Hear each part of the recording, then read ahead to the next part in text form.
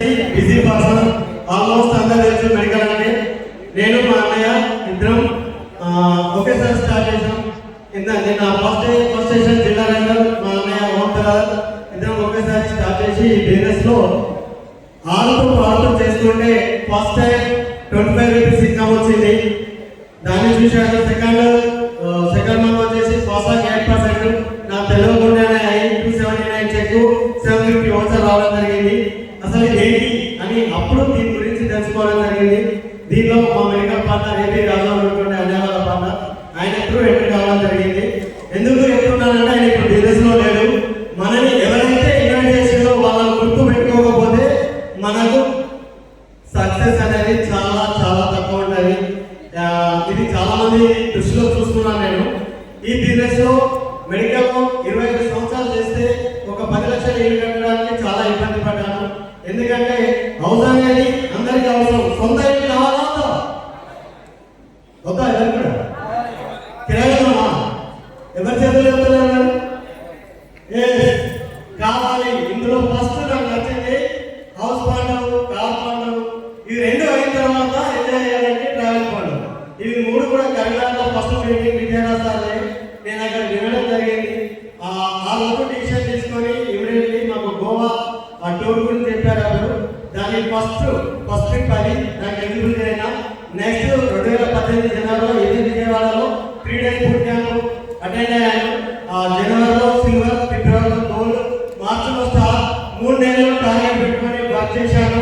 నాకు ఇంకా ముందు ఎలాంటి నెట్వర్క్ అనుభవం లేదు, ఓపిక అందకన్నా లేదు. ఈ రెండు పక్కన పెట్టి రెస్ట్ చేస్తే ఈ రోజు నా గోల్ ప్రకారం సార్ పెట్టించారు. డ్రీమ్ జాబ్ రాయాలని కూడా రాసి అలవాటు లేదు, కానీ జైత్యాలో స్టార్ ఒకసారి రాపిస్తే ఆ రోజు టైం పాస్ కు 2021లో 1 కోటి రూపాయలు రావాలి అని చెప్పి అది నార్మల్ గా సార్ అడిగినందుకు రాసిన 2021 డిసెంబర్ 8 రోజు 1 కోటి రూపాయలు ఇల్లుకు అడ్వాన్స్ పెట్టడం జరిగింది. ఆ ఇంట్లో ఇప్పుడు ఉండబట్టి 2 ఇయర్స్ అవుతుంది.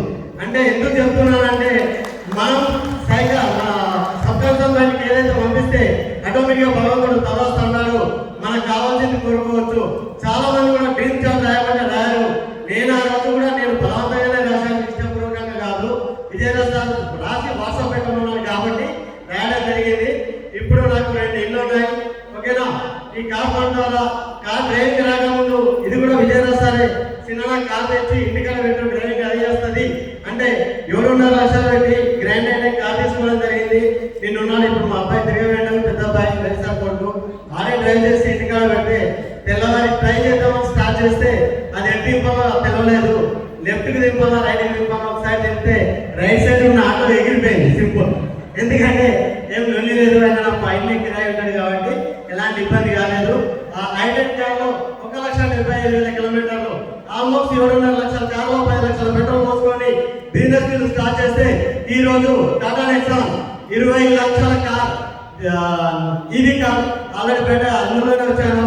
2వ కార్ తీసుకోవడం జరిగింది. అంటే వన్స్ డిసైడ్ అయితే మీకన్నా తప్పు ఎవరూ లేరు ఇక్కడ. మీరు డిసైడ్ కావాలి. ఎందుకంటే ఎప్పుడు వచ్చామని కాదు, బుల్లెట్ దిగిందా లేదా.